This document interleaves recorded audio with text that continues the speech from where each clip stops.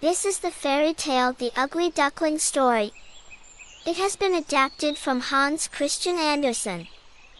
On a farm long ago, a mama duck sat on her nest. "How long must I wait for my babies to hatch?" she said. "I have to sit here all alone. And no one comes to visit me." But what could she do? A mama duck must keep her eggs warm till they hatch. At last, the eggs began to crack. One by one, yellow ducklings stepped out of their shells. They shook their wings and said, "Quack, quack." "Look at all of you," said Mama Duck with joy. "You are all so cute." "Quack, quack," they said. Mama Duck said, "Come and line up. We will go down to the lake for your very first swim." She counted, 1, 2, 3, 4, 5. "Oh dear," she said. "I should have 6 ducklings." But one large egg was still in the nest. "Well," said Mama Duck, "it looks like that big egg will take more time." So she had to go sit on her nest again and wait some more. The next day, the big egg started to hatch. Out came a baby boy bird. But if one may say so, it was an odd-looking thing. This bird was much bigger than others. He was not yellow at all, he was dark gray from his head to his feet. And he walked with a funny wobble. One of the yellow ducklings pointed. "What is that?" "He cannot be one of us." "I have never seen such an ugly duckling," said another. "How can you say such a thing?" said Mama Duck in a stern voice. "You are only 1 day old. Your brother hatched from the very same nest as you did. Now line up. We will go to the lake for your very first swim." Yet the other ducklings quacked, "Ugly! Ugly! Ugly!" The ugly duckling did not know why the other ducklings were yelling at him. He took the last spot in the line. Each yellow duck jumped in the river and swam behind Mama Duck. When it was his turn, the ugly duckling jumped in and started to paddle, too. "At least he can swim," Mama Duck said to herself. When they left the water and started to play, the ugly duckling tried to play with his brothers and sisters, too. They yelled, "Go away! We will not play with you. You are ugly. And you walk weird, too." When Mama Duck was close by, she would not let them talk in this way. "Be nice," she would scold. But she was not always close by. One day, one of the yellow ducklings said to the ugly duckling, "You know what? You would do us a big favor if you just went away from here." All of them started to quack, "Get out! Get out! Get out! Why won't they let me stay here?" said the ugly duckling to himself. He hung his head down low. "Ah, they are right. I should go." That night, the ugly duckling flew over the farmyard fence. He flew till he landed on the other side of the lake. There he met 2 grown-up ducks. "Can I please stay here for a while?" said the ugly duckling. "I have nowhere else to be." "What do we care?" said one of the ducks. "Just don't get in our way." Woof! Woof! Suddenly a big hungry dog came tearing by, chasing the 2 ducks. They quickly flew up in the air, and their feathers fell down on the ground. The poor ugly duckling froze in fear. The dog sniffed and sniffed at the ugly duckling, then turned away. "I am too ugly even for the big hungry dog to want," said the ugly duckling with his head hung low.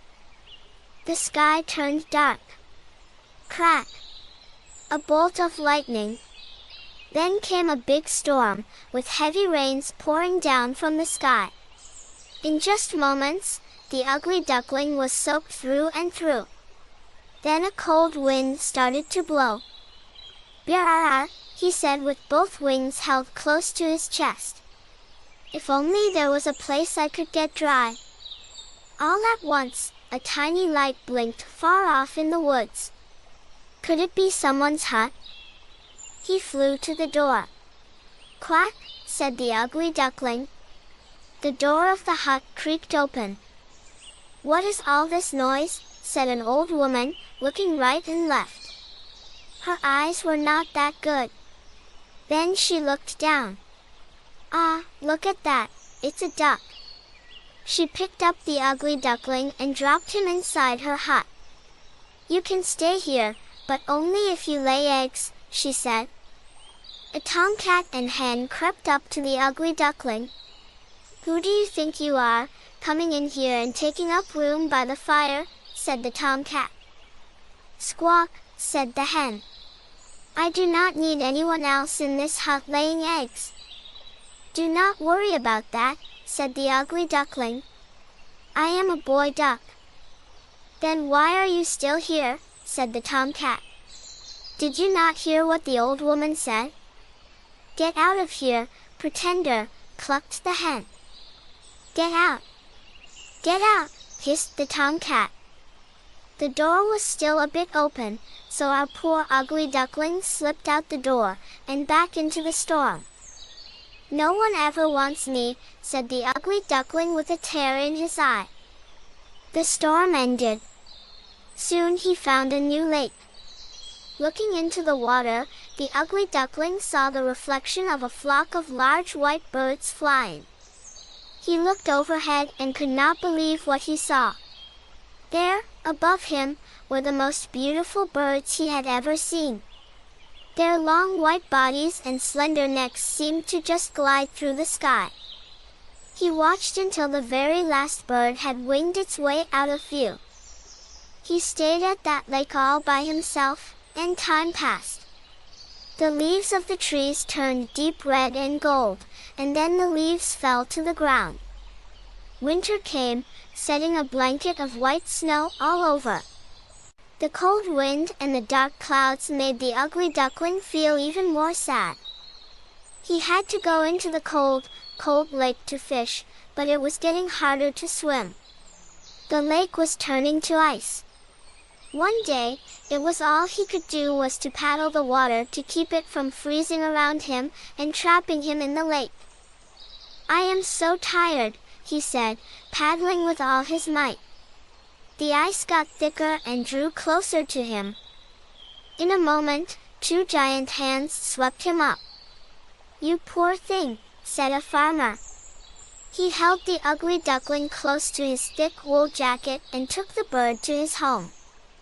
Never was a warm fireplace more welcome. For the rest of the winter, the farmer cared for the ugly duckling. Then spring came. Tips of green covered the trees. Short, bright flowers popped up from the ground. "It is time for you to go to the lake to swim again, as you were born to do," said the farmer. He took the duckling back to the lake where he had found him, and set him with care on the water. "Gosh, I feel strong," said the young bird, flapping his wings. "Why, I never felt as strong as I do right now." He heard quiet splashing sounds behind him, and turned around. A flock of those same beautiful birds he had seen in the sky before landed behind him on the water. "Do not worry," he said to them, holding out one wing. "I will go now. I will not make trouble for you." A big fat tear rolled down his cheek. He turned to go away. When he opened his eyes, he saw a reflection in the water of one of those beautiful white birds. Why was it so close to him? He jumped back. And the reflection jumped back, too. "What is this?" he said. He stretched his neck, and the reflection of the beautiful bird stretched its neck, too. "Why are you going so soon?" said one of the beautiful birds. "Stay here, with us," said another. "We'll be great friends." Then, the bird who used to be the ugly duckling knew what had happened. He was no longer an ugly gray bird that wobbled when it walked. At one moment, all the swans flapped their wings and took off into the sky. "Come with us," one called back. "Take the lead." So he flapped his wings fast and took his place in front of the whole flock. All his new friends flapped their wings behind him. "Say," he said, gliding and dipping through the sky as he sped on, "who's an ugly duckling now? Surely, not I."